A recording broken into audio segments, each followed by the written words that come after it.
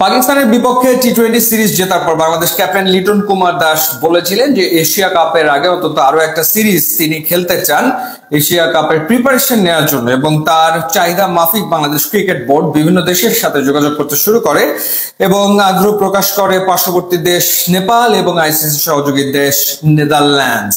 এখন আমরা যেটা জানতে পারছি যে নেদারল্যান্ডসের বিপক্ষে বাংলাদেশ আসলে একটা টি-20 সিরিজ খেলবে অগাস্টে, এবং সেটা 19 তারিখ থেকে 25 তারিখের ভেতরে এশিয়া কাপকে সামনে রেখে। আনঅফিসিয়াল, এখনো বিসিবির পক্ষ থেকে অফিসিয়ালি এই ঘোষণা দেওয়া হয়নি, এবং এই সিরিজের মাধ্যমেই মূলত বাংলাদেশ এশিয়া কাপের প্রিপারেশন নেবে এবং এশিয়া কাপের দল ঠিক করে নেবে, কম্বিনেশন ঠিক করে নেবে। যে ঘটনাটা আমরা ব্যাক টু ব্যাক দুটো সিরিজে দেখেছি, শ্রীলঙ্কার বিপক্ষে এবং পাকিস্তানের বিপক্ষে, এবং দুটো সিরিজই বাংলাদেশ জিতেছে দুটো শক্ত প্রতিপক্ষের এগেনস্টে। বাংলাদেশ এই মুহূর্তে রোটেশন পলিসি আসলে ফলো করছে, অর্থাৎ প্লেয়ারদেরকে ব্রেক দিয়ে দিয়ে খেলানো হচ্ছে। বাংলাদেশ একই একাদশ নিয়ে ব্যাক টু ব্যাক ম্যাচ খেলছে না, কম্বিনেশন বিভিন্ন রকম ট্রাই করা হচ্ছে এবং সেটার রেজাল্ট বাংলাদেশ আসলে পাচ্ছে। একমাত্র লাস্ট ম্যাচটা ছাড়া, যেটা পাকিস্তানের বিপক্ষে বাংলাদেশ হেরেছে, এবং যে ম্যাচে আকস্মিকভাবে একাদশে 5টা পরিবর্তন করে বসে টিম ম্যানেজমেন্ট। তো তারপরে এটা নিয়ে অনেক কথা হয়েছে যে রোটেশন পদ্ধতি ঠিক আছে, কিন্তু তাই বলে একটা একাদশে 5টা পরিবর্তন করার মানেটা কি? যেখানে দল একটা দুর্দান্ত মোমেন্টামে ছিল, সেখানে এই পরিবর্তনটা ইতিবাচক কোনো ফলাফল আনেনি, বাংলাদেশ ম্যাচটা আসলে হেরেছে। তো এশিয়া কাপের দলটা কেমন হবে সেটা নিয়ে বিস্তর আলোচনা তো শুরু হয়ে গেছে, যে কোন কোন জায়গাতে পরিবর্তন আসতে পারে। সিলেক্টার্সরা ডেফিনেটলি তারাও আসলে ভাবছে এবং তারা ডেফিনেটলি চিন্তা করছে সংযুক্ত আরব আমিরাতের কন্ডিশন এবং সেই কন্ডিশনে কারা ভালো খেলতে পারে, এবং একই সাথে অপোনেন্টদেরকেও বিবেচনায় নেওয়া হচ্ছে। নিশ্চিতভাবেই দুজন ক্রিকেটারের কথা চিন্তা করা হচ্ছে। একজন হচ্ছেন সৌম্য সরকার।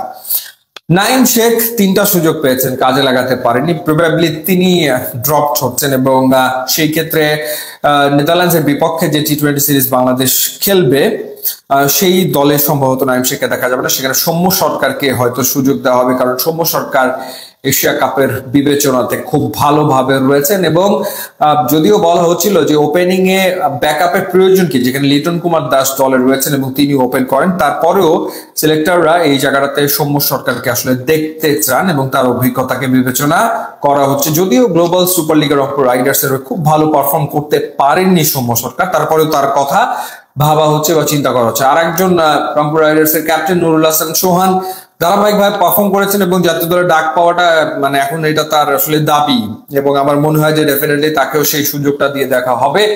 এবং যদি এই সিরিজটা হয়, সেই সিরিজে তিনি খেলবেন, নুরুল হাসান সোহান আসলে খেলবেন। এই দুইজনকে আসলে বিবেচনা করা হচ্ছে খুব ভালোভাবে। সেই ক্ষেত্রে কোথায় কোথায় পরিবর্তন আসতে পারে?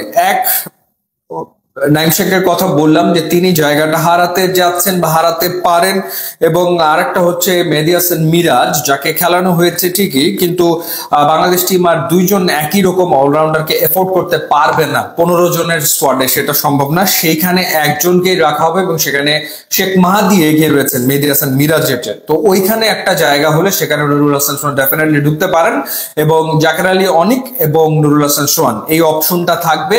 হয়তো এক ম্যাচে জাকের অনেক বা এক ম্যাচে নুরুল হাসান সোহানকে খেলানো হবে, এরকম ভাবে দেখা হবে যে কে আসলে পারফর্ম করছেন। তো এই জায়গাটাতে পরিবর্তন হওয়ার একটা সম্ভাবনা রয়েছে। আর নাসুম আহমেদকে নিয়ে আলোচনা হয়েছে, একটা মাত্র ম্যাচ তিনি খেলেছেন পাকিস্তানের বিপক্ষে এবং সেই ম্যাচে তিনি পারফর্ম করেছেন, এবং নাসুম আহমেদকে দলে রাখার পক্ষে টিম ম্যানেজমেন্ট থেকে শুরু করে ক্যাপ্টেনও চাইছেন এবং সিলেক্টার্সদেরও আগ্রহ রয়েছে। তো সেই জায়গাটাতে একজন ফাস্ট বোলার বাংলাদেশ হয়তো কমিয়েছে, 8 জন করে ফেলবে, 5 জন ফাস্ট বোলার হয়তো আর থাকবে না 15 জনের স্কোয়াডে, 4 জন থাকবে এবং নাসুম আহমেদ হয়তো দলে টিকে যেতে পারেন। বাকিটা ডিপেন্ড করছে নেদারল্যান্ডসের বিপক্ষে সিরিজ কনফার্ম হওয়ার, নেদারল্যান্ডসের বিপক্ষে কে কেমন পারফর্ম করলো তার উপরে, যে এশিয়া কাপে কারা বাংলাদেশকে প্রতিনিধিত্ব করবে। ইউটিউব ইনস্টাগ্রাম লিঙ্ক দেওয়া আছে, আপনারা যোগ দিলে খুবই খুশি হবো। And thanks for watching.